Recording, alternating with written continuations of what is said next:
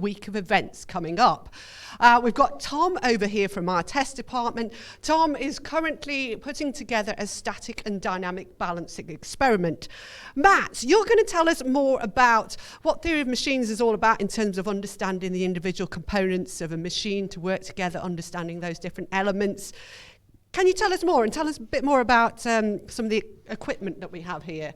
Yeah, thank you very much, Dion. That's right, as Dion said, we've got an exciting range of equipment here to allow engineering students to delve into some of the fundamental principles within machine design and considerations such as friction or vibration, but we'll go over them one at a time. So here we have one of our ES kits, our ES range, allows students to begin their journey into engineering principles. This particular piece of equipment looks at friction. You can change the various surfaces so that you can look at the different coefficients of friction and angles and look at how that's going to affect the results.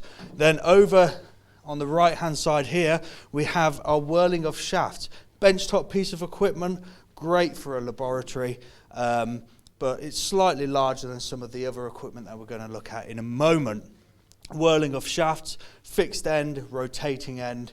It allows students to look at various whirl speeds. Tell us how this might be used in the real world. Yeah, okay, so as a shaft is rotating, you're going to start to get, at certain frequencies, you're going to start to get lateral deflection, and this allows students to look at that lateral deflection and to start thinking about predicting the speeds at which that's going to occur. Great stuff. Right, okay, over here is one of our most popular pieces of equipment. I know Aston University have recently had a big consignment of these.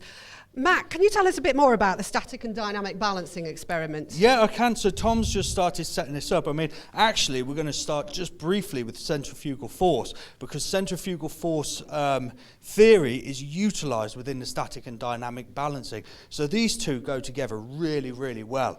The centrifugal force equipment, it allows students to look at that fundamental principle of centrifugal force, loading it up, loading the equipment up and looking at the forces being produced as the rotation speeds change and as the mass changes.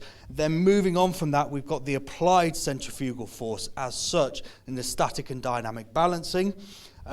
This allows students to start looking at how centrifugal forces can actually affect a system within a machine. For this particular piece of equipment, we're able to initially statically balance it, and then students can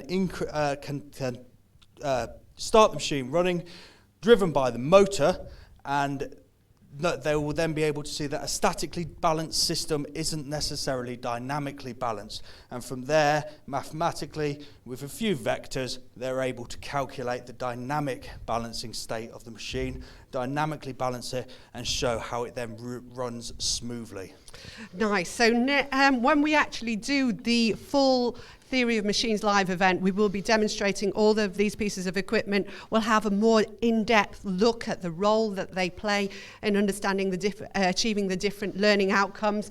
We've only shown a few here today. We've got a whole raft of vibrations equipment that we'll be having on display as well, and we'll have a bit of a fun element. We've got a challenge for two of our sales members where they go head-to-head to design an elastic band race car, and then we'll be racing it during the live stream event as well.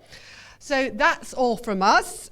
We look forward to seeing you on the 20th of February. Do join us, post your questions live, and we'll see you then. Thank you very much, and goodbye. Thank you.